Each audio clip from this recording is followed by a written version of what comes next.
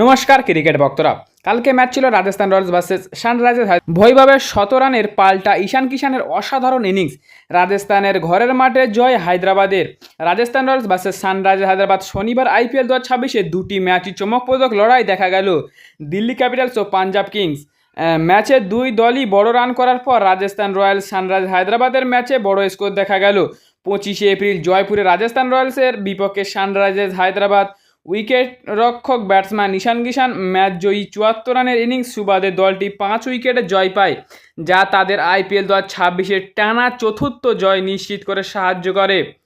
IPL 2026-এ 228 রানের target তাড়া করতে নেমে বল বাকি থাকতে 5 উইকেটে জয়। টি-20 ফরম্যাটে এই পারফরমেন্স একেবারেই সহজ নয়, কিন্তু শনিবার রাতে IPL-এ এই ম্যাচ রাজস্থান রয়্যালসের বিরুদ্ধে সহজেই জয় পেল সানরাইজার্স হায়দ্রাবাদ।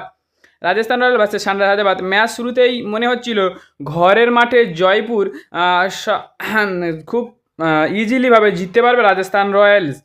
টসে জিতে প্রথমে ফিল্ডিংয়ের সিদ্ধান্ত নেয় হায়দ্রাবাদের অধিনায়ক প্যাট কামিন্স। ঘরের মাঠে প্রথম ব্যাটিং করতে নেমে 6 উইকেট হারিয়ে 228 রানের লম্বা একটা ইনিংস খাড়া করে দেয়।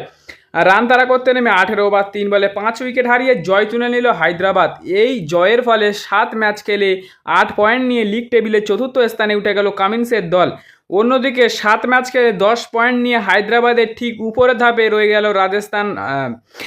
বিফলে বৈভবের 100 রান। ম্যাচ পরবর্তী পুরস্কার বিতরণী অনুষ্ঠানের ম্যাচ সেরা ঈশান কিষান সব কিছু সহজ রাখা এবং ব্যাটসম্যান ও উইকেট রক্ষক হিসাবে নিজেদের ভূমিকার উপর মনোযোগ দেওয়া বিষয়ে কথা বলেন। ঈশান বলেন, আমার মনে হয় একজন উইকেট রক্ষক সহজ হতে পারে না। হ্যাঁ, আপনাকে একই কাজ করতে হবে। ব্যাটিংয়ের জন্য উইকেটটা ভালো ছিল, চেয়েছিলাম ওদের 230 রানের নিচে আটকে রাখতে এবং আমরা তা পেরেছি। 7 ম্যাচ ধরে দলকে নেতৃত্ব দেওয়া মজাই ছিল।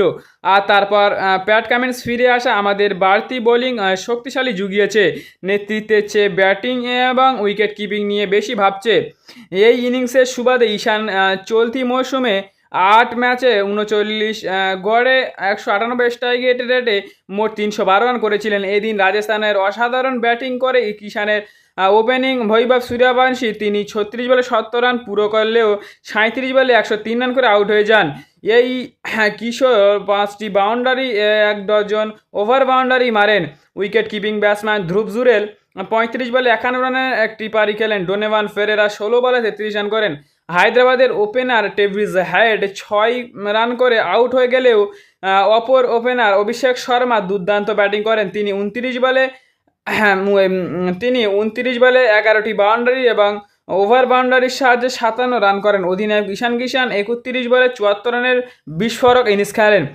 তিনি 11টি বাউন্ডারি ও 3টি ওভার বাউন্ডারি মারেন। হেনরি ক্লাসেন 24 বলে 29 রানে একটি ছোট খেলে দেন।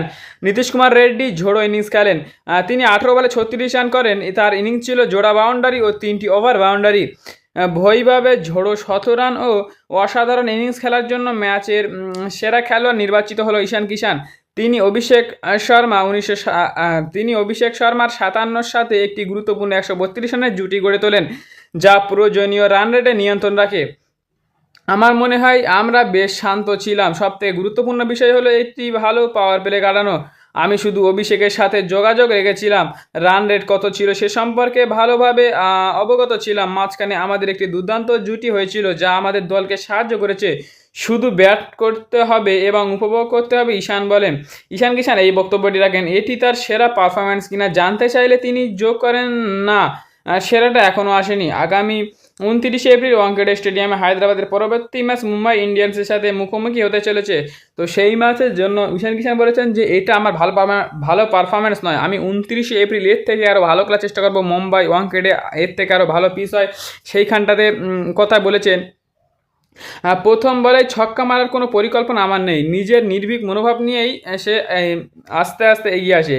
সে চায় যে তার দল জিতুক। সে প্রথম বলে 6 বা 4 মেরে খাতে হলো। সে তার দলের যেই সময় যেমন রান প্রয়োজন সেই সময় সেইটাই সে দিতে চাইবে।